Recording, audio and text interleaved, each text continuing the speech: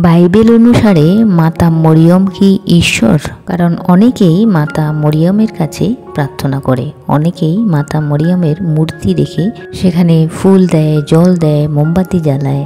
আপনি কার আরাধনা করেন, পিতা নাকি মাতার?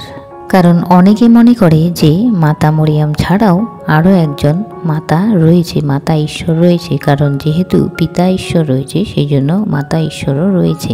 এমন অনেকে রয়েছে, এমন অনেক মানুষ রয়েছে নিজেকে খ্রিস্টান বলে, কিন্তু হয় কোনো মাকে পূজা করে, না হলে কোনো প্রতিমাকে পূজা করে। মাতা মরিয়মের মূর্তি হোক বা অন্য কোনো মূর্তি হোক, তার পূজা করা বা প্রতিমার আরাধনা করা নিয়ে বাইবেল কি বলে আগে দেখি। তারও আগে বলে রাখি যে মাতা মরিয়ম প্রভু যিশুর জাগতিক মা। চলুন এবার আমরা বাক্যে চোখ রাখি। যাত্রা পুস্তক 20 অধ্যায় 3 থেকে 4 পদ। আমরা বাইবেলে দেখতে পাই যে মসিকে দেওয়া ঈশ্বরের 10টি আজ্ঞার মধ্যে প্রথম 2টি আজ্ঞাতেই এমন বলে, আমি ছাড়া আর অন্য কাউকে ঈশ্বর বলে মানবে না, কোনো মূর্তি তৈরি করবে না এবং তার পূজা করবে না। এখানে স্পষ্টভাবে ঈশ্বরের আজ্ঞাতে আমাদেরকে নিষেধ করা হয়েছে যে আমি ছাড়া আর অন্য কাউকে ঈশ্বর বলে তোমরা মানবে না এবং কোনো মূর্তি তৈরি করবে না এবং তার পূজা করবে না। তাহলে আমরা ঈশ্বরকে ছাড়া কেন কোনো মাকে পূজা করব, কোনো মায়ের আরাধনা করব, তাও আবার সেগুলোর মূর্তি বানিয়ে? যেখানে ঈশ্বরের আদেশ বলে, ঈশ্বরের আজ্ঞা বলে যে কোনো মূর্তি তৈরি করবে না এবং তার পূজাও করবে না। আমি যদি নিজেকে খ্রিস্ট বিশ্বাসী বলি আর ঈশ্বরের আজ্ঞা না মানি, তাহলে আমি কেমন খ্রিস্ট বিশ্বাসী?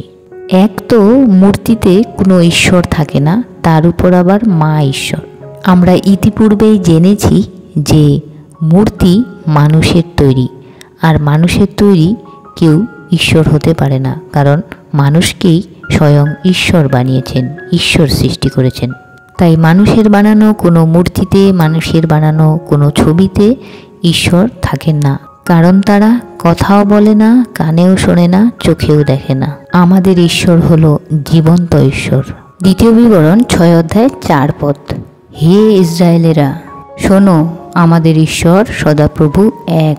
আমাদের ঈশ্বর সদাপ্রভু একজনই আছেন, কোনো মা ঈশ্বর বা অন্য কোনো ঈশ্বর নেই, এবং আমাদের ঈশ্বরের কোনো পরিবর্তনও হয় না। আমরা দেখে নেব পরের বাক্য। মালাকি 3 অধ্যায় 6 পদে বলছেন, আমি সদাপ্রভু, আমার কোনো পরিবর্তন নেই। তাহলে আমাদের ঈশ্বর একজনই রয়েছেন আর আমাদের ঈশ্বরের কোনো পরিবর্তন নেই। কিন্তু হয়তো আমরা সেটা জানি না, হয়তো আমরা জানি না যে আমাদের ঈশ্বর কে বা আমাদের ঈশ্বর একজনই, সেটা হয়তো আমরা জানি না। আমরা আরও একটা বাক্য বাইবেল থেকে দেখে নেব, সেটা হলো যিশাইয়া 45 5 পদ। সেখানে ঈশ্বরের বাক্য আমাদের এমনটা বলে যে আমি সদাপ্রভু, আর কেউ নেই, আমি ছাড়া অন্য কোনো ঈশ্বর নেই। তুমি আমাকে না জানলেও আমি তোমাকে রক্ষা করার জন্য কাজ করছি। এই বাক্যে আজকে আমরা একটা খুব সুন্দর জিনিস জানব। সেটা হলো, এই বাক্যে বলছে যে আমি সদাপ্রভু, আর কেউ নেই, আমি ছাড়া অন্য কোনো ঈশ্বর নেই। এবং শেষ লাইনটা বলছে, তুমি আমাকে না জানলেও আমি তোমাকে রক্ষা করার জন্য কাজ করছি। তুমি আমাকে না জানলেও, এই যে পৃথিবীতে এত মানুষ রয়েছে, সবাই কি ঈশ্বরকে জানে? সবাই কি পরমেশ্বরকে চেনে? সবাই কি সঠিক ঈশ্বরের আরাধনা করে? না, অনেকেই জানে না, অনেকেই চেনে না। তবুও প্রতিদিন ঈশ্বর তাদেরকে সূর্যের আলো দিচ্ছেন, তাদেরকে রোদ বৃষ্টি থেকে শুরু করে তাদেরকে নিঃশ্বাস প্রশ্বাস দিয়ে বাঁচিয়ে রেখেছেন। একজন মানুষের বেঁচে থাকার জন্য যা যা প্রয়োজন সমস্ত কিছু তিনি জোগাচ্ছেন। এমনটা নয় যে হয়তো ঈশ্বরকে জানে না তাকে সূর্যের আলো দেওয়া হবে না, তাকে বৃষ্টি দেওয়া হবে না, তাকে বেঁচে থাকার জন্য অক্সিজেন দেওয়া হবে না, এমনটা নয়। ঈশ্বরের বাক্য সেই জন্যই এমনটা বলছেন যে তুমি আমাকে না জানলেও আমি তোমাকে রক্ষা করার জন্য কাজ করছি। ইয়েস, ঈশ্বর আমাদেরকে বাঁচিয়ে রাখছেন, আমাদের সমস্ত কিছু জোগাচ্ছেন। হ্যাঁ, ঈশ্বর আমাদের জন্য কাজ করে যাচ্ছেন দিনরাত, আমরা ঈশ্বরকে জানি বা না জানি।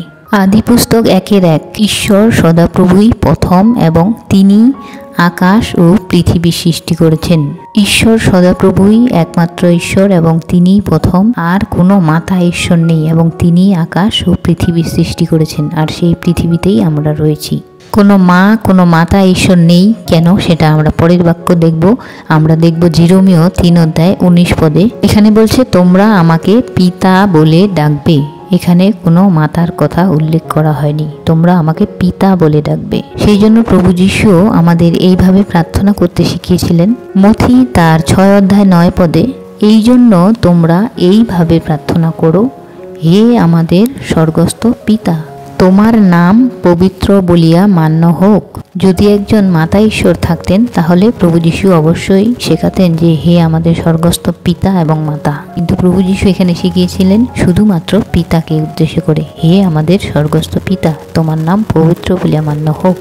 এরপর যোহন 4 অধ্যায় 24 পদ, ঈশ্বর আত্মা, যারা তার উপাসনা করে তাদেরকে আত্মায় ও সত্যে উপাসনা করতে হবে।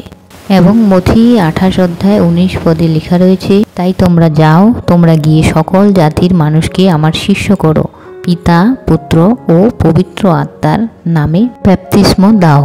এই পর্যন্ত আমরা কোথাও কোনো মাতার উল্লেখ পাইনি, কোথাও কোনো মাতার কথা লেখা হয়নি। এরপর আমরা আরও একটা বাক্য দেখব, লুক তার 23 অধ্যায় 24 পদে, তখন যিশু বললেন, পিতা এদের ক্ষমা করো, কারণ এরা যে কি করছে তা জানে না।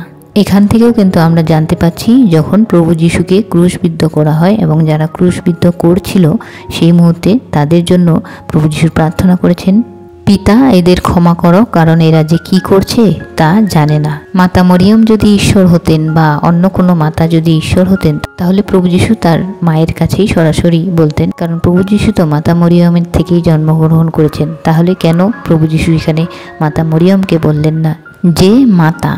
প্রভু যীশু এখানে বলেছেন পিতা, মাতার উল্লেখ কোথাও নেই। চলুন আরও একটা বাক্য দেখি, রোমীয় 8 অধ্যায় 15 পদ। এই বাক্যেও বলা রয়েছে যে তোমরা যে আত্মাকে পেয়েছো তা তো দাসত্বের আত্মা নয় যে পুনরায় ভয়ে থাকবে, বরং তোমরা যে আত্মাকে পেয়েছো তার দ্বারা পুত্রত্ব পেয়েছো, আর সেই আত্মাকে আমরা ডাকি আব্বা পিতা। এখানেও কিন্তু আমরা দেখতে পারলাম যে আব্বা পিতা মানে কোনো মা মাতা বলে কিছু নেই, মানুষজন ভুল শিক্ষার মধ্য দিয়ে চলছে। তাই আরও একটা বাক্য আমরা দেখে নেব, 1 তিমথিয় 4:1 পদ। এই বাক্যে বলছেন যে পবিত্র আত্মা স্পষ্টই বলেছেন শেষের দিকে কিছু লোক বিশ্বাস থেকে সরে পড়বে। যে মন্দ আত্মা মিথ্যে বলে তারা সেই মন্দ আত্মার শিক্ষার দিকে ঝুঁকে পড়বে। তাই আমরা যারা মাতা মরিয়মের পূজা করি, মাতা মরিয়মকে আরাধনা করি এবং অন্য মাতা বলে কেউ আছে এটা বিশ্বাস করি, তাহলে আমরা সবাই মন্দ আত্মার শিক্ষার দিকে ঝুঁকে পড়েছি। বাইবেল থেকে আমরা ঈশ্বরের আরও নাম পাই, যেমন পিতা, রাজা, প্রভু, চিরন্তন পিতা, অনাদি অনন্তকালের ঈশ্বর, তিনি সর্বশক্তিমান ঈশ্বর, আমাদের শহীদ ঈশ্বর। পুরো বাইবেলে আপনি কোথাও দেখতে পাবেন না যে মা ঈশ্বর বা কোনো নারী ঈশ্বরের কথা বলা হয়েছে। এরা শয়তানের আত্মা দ্বারা যে পরিচালিত হচ্ছে তার প্রমাণ ঈশ্বরের আজ্ঞাই তো মেনে চলছে না। ঈশ্বরের আজ্ঞা তো বলে আমি ছাড়া অন্য কাউকে ঈশ্বর বলে মানবে না, তাই করছে। মূর্তি পূজা করবে না, সেই মাতা মরিয়মের মূর্তি বানিয়ে ফুল জল ঢালছে। যোহন 14 অধ্যায় 6 পদ, যিশু তাকে বললেন, আমি পথ, আমি সত্য ও জীবন, পিতার কাছে যাবার আমি একমাত্র পথ। এখানেও বলছেন পিতার কাছে যাওয়ার আমি একমাত্র পথ। তাই মাতার পুজো করে পিতার কাছে যাওয়া সম্ভব নয়, এবং প্রভু যিশুকে ছাড়া পিতার কাছে যাওয়া তো সম্ভবই নয়। কারণ বহু লোকের পাপের বোঝা তুলে নেবার জন্য খ্রিস্ট একবার নিজেকে উৎসর্গ করলেন। তিনি দ্বিতীয়বার দর্শন দেবেন, তখন পাপের বোঝা তুলে নেবার জন্য নয়, কিন্তু যারা তার জন্য অপেক্ষা করছে তাদের পরিত্রাণ দিতে আসবেন। ইব্রিয় 9 অধ্যায় 28 পদ। আপনাদের কারো প্রার্থনার অনুরোধ থাকলে আপনাদের নাম এবং সমস্যা অবশ্যই লিখে পাঠাবেন, আমরা আপনাদের জন্য প্রার্থনা করব।